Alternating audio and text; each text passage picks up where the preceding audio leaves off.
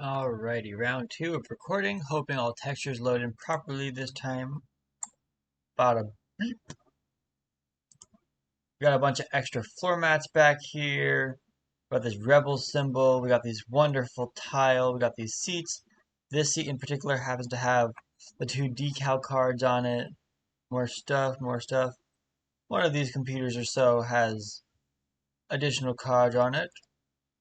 We're not going to fall through the floor, at least we have never done that during processes of testing, but extra floor mats, more extra floor mats. Oop, just jump.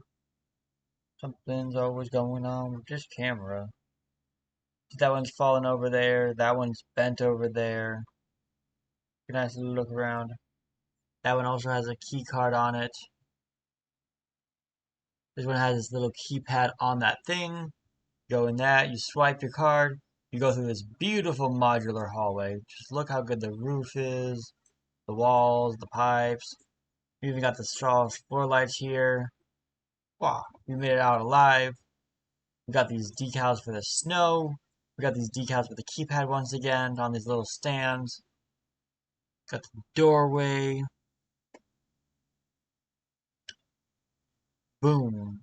TIE Fighter before it phases out of existence like it did last time. Texture on this wing. The guns. The main body. The main body and the wings are 4096 by 4096. The small gun down there is 1028 by 1000. Sorry, 1024 by 1024. The body and bottom gun are also walkable, so you can go through it. Because just like, well, you're at the height where you can realistically duck and go under that. And then these small guns on the side are 1024, whereas the bigger versions of the same guns are 2048. See the wear and tear. See the different lenses. See the no maps on that part. Woof.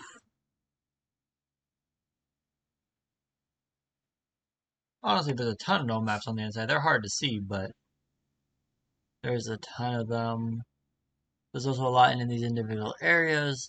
These areas on the back has these little vents kind of stuff. This has these different latches on it.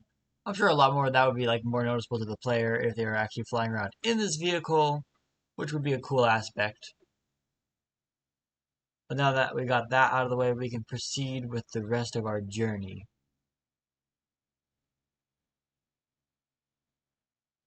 You can see the light moving across there.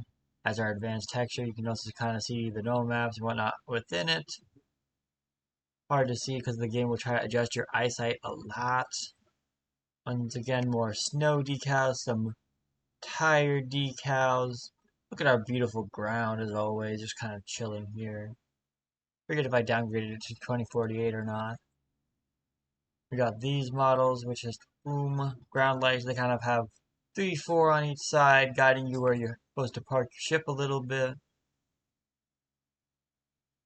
Boom, once again, we got some more road decals, some more tire marks. Just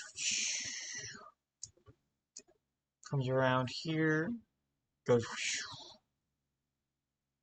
more doors, more of these keypads that have Arabic for their things, which is the language in Star Wars. Might be pronouncing Arabic wrong, but see the wear and tear on these doors. A lot of the models in this are 4096 by 4096. So a lot of this could be optimized to less, and we wouldn't have as many issues with things fading away or anything like that. Also just optimizing with the models as well, especially these ice walls. There's probably better ways to handle them the way I did. Now we go over here to the more fun side. Also, oh, right. We can't really look straight up because of all these lights. They'll then blind you. But once again, look at these beautiful arcs. Also see all the lights, all the spikes, all that kind of stuff on the roof. Extra floor mats. Extra floor mats. Ooh, tire marks. How fun. A lot of extra floor mats made into this weird pile up over here.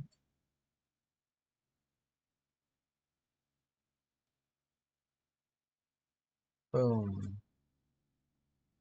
go ahead and just follow these tire marks.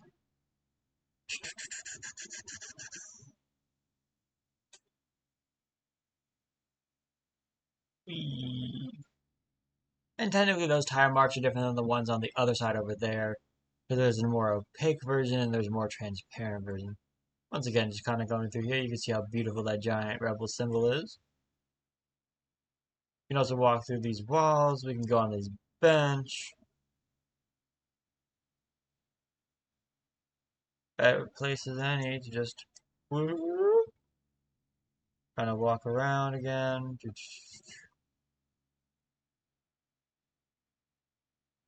See the airbrush on the keyboard.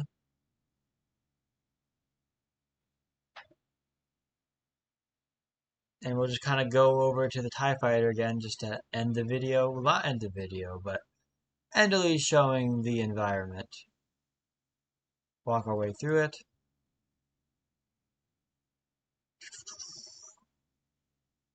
Boom. What a weird perspective that is, because just how it curves its wings. Oh, bam.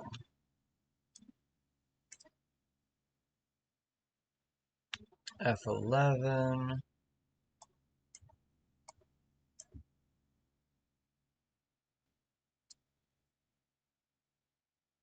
Ooh, and from there, I guess we can also look at the new textures. See if I can find those. Textures. There should be a group called like Final Something, though I might have already moved everything out of there.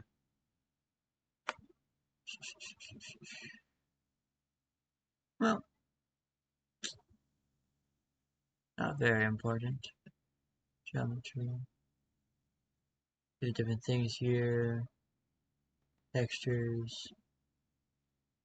Arc light, ceiling light, all that kind of stuff. Looking for one that says Final Something, so it's probably on the work on. But if not, so be it. Close that out. Open our folder. Start opening things instead for Painter. And see how quickly that loads with OneDrive being as funky as it is. Woo, cool, still loading. Nice.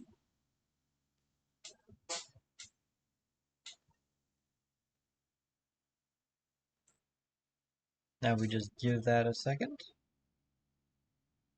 This is the TIE Fighter pod, as I just named it TIE Pod for the fun of it. See the textures more in depth here in a second.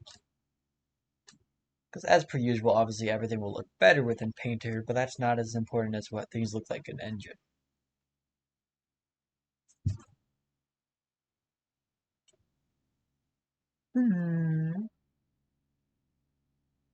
It doesn't seem to be enjoying our presence with OBS. That's a good sign. That's a better sign. Lovely. So here's the TIE Pod. You can see the decals on that. Rotate around, has like this nice lens glass thing going on. Has this kind of scratchy effect. Has a ton of normal maps. A lot of which you won't see just because they're above it and it's a pretty tall object. But once again, if you're like piloting it in a game, you still want to have all that extra detail just in case, because it'd be cool for them to see.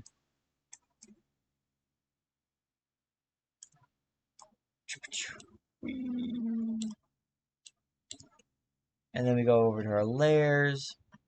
We have normal 2, which, oh goodness, the loading on and off of things is going to be ridiculous. The normal on the gray, go boom boom. Normal version 2 of the orange.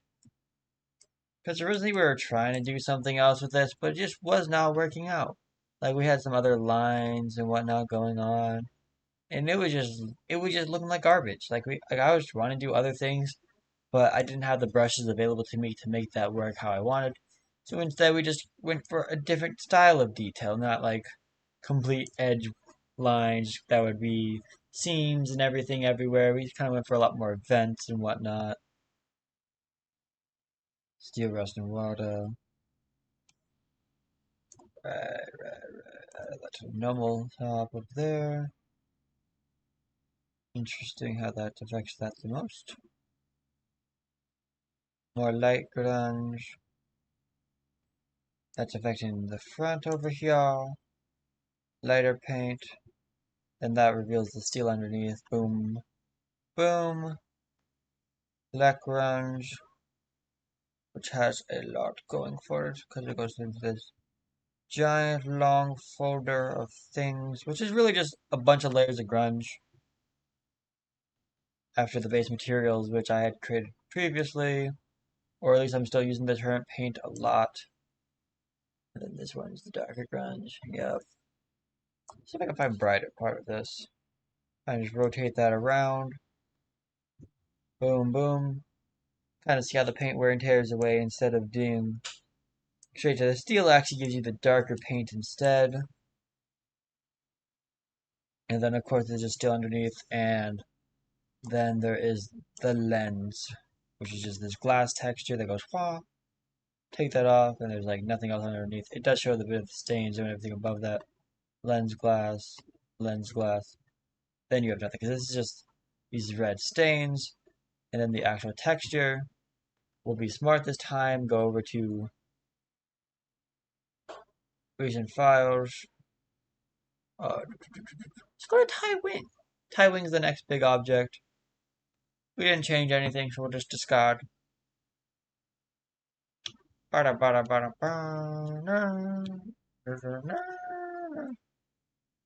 loading.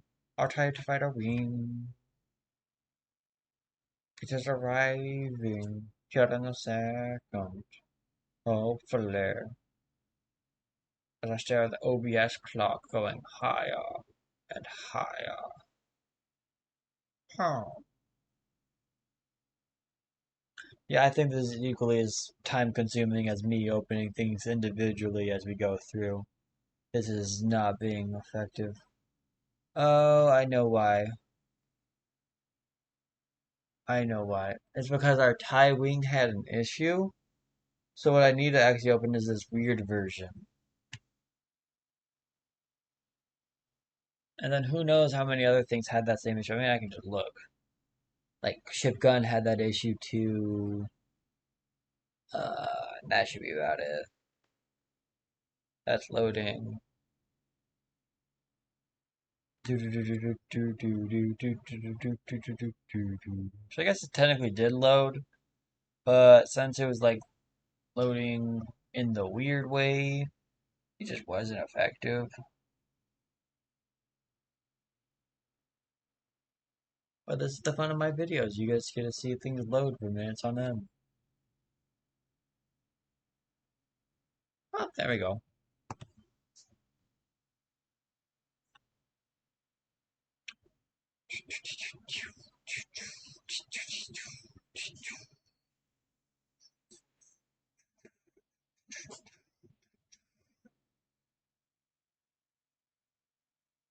There we go.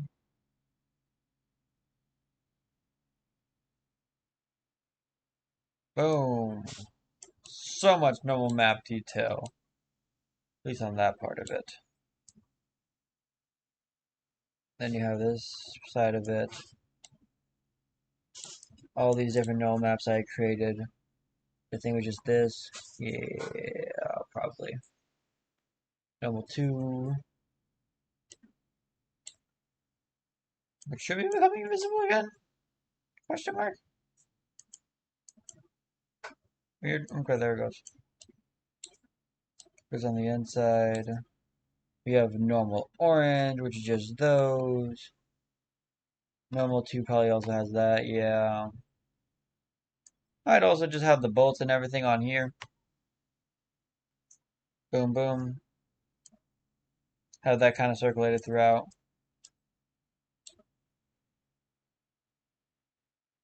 Once again, orange darker paint. To then an orange lighter paint. To have the steel underneath. Let me kind of zoom in on there so you kind of see the darker paint. So it's just It goes off, goes back on, has that boom boom. And then orange has a bunch of grunge layers underneath it. Turn paint has a couple different things because it has that, has this. Of course, if you do the opposite, just boom and boom to kind of just make it a little bit of a difference, but like not back to the full metallic that's underneath.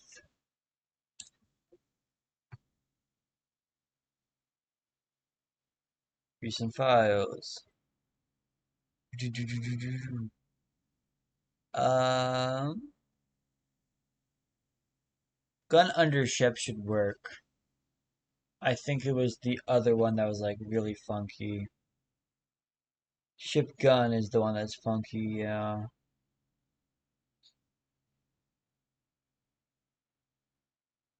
Hmm. Yeah, so that should be fine.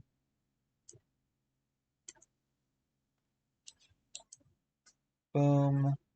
That part up there is all hidden within the thing anyway, within the TIE fighter. Has this little red glass.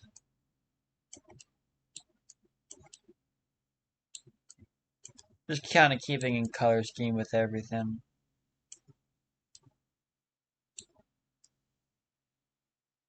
We had an initial idea at some point for red paint in some areas. Oh boy. Right, that's just everything in there. Okay. Red lenses, lighter paint. Let me just turn off the orange actually before it turns actually back on. Should be a boom boom to have the steel underneath. Once again, similar idea, just boom and boom. We had an initial idea for a second just to do orange paint, but I thought that looked a little weird and kind of obviously looks more like the fake gun ideas that people have in real life. So it just wasn't effective for what I wanted. That has something to do with the edge wear over here. Because overall, this is just a giant folder that has all that. That has the inside. More stuff there. Steel underneath. Boom. And then we should only have the one more model, which is ship gun. Because that did not save out correctly, so going through the recent files. We'll basically be trying to load a corrupted file, so it's going to be just easier to use the one that's there.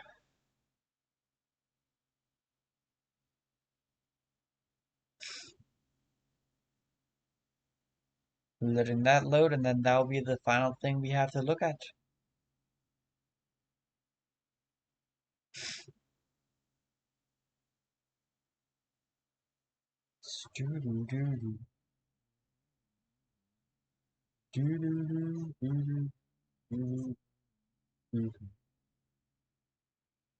Alrighty, it is just about loaded.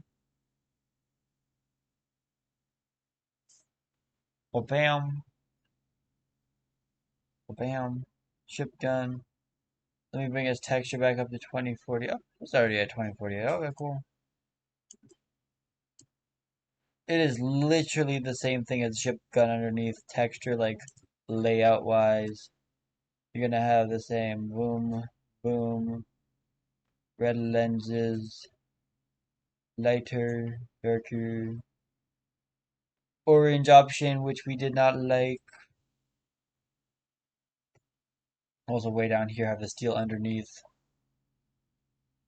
Turn that back on, turn that back on. Just gives you like this nice little weird grunge situation going on. You go boom, boom, boom, boom. Which actually might be mostly in part due to the steel underneath, so that's really cool. Edgeware black, boom, boom. The one on the inside. And that is everything. That is our final. The last things we got to model was the four different pieces for the centerpiece, which a lot of which are duplicated multiple times. In fact, everything technically is duplicated at least once, except for the tripod. But that's about it. It's been a wonderful course. Thank you for having me.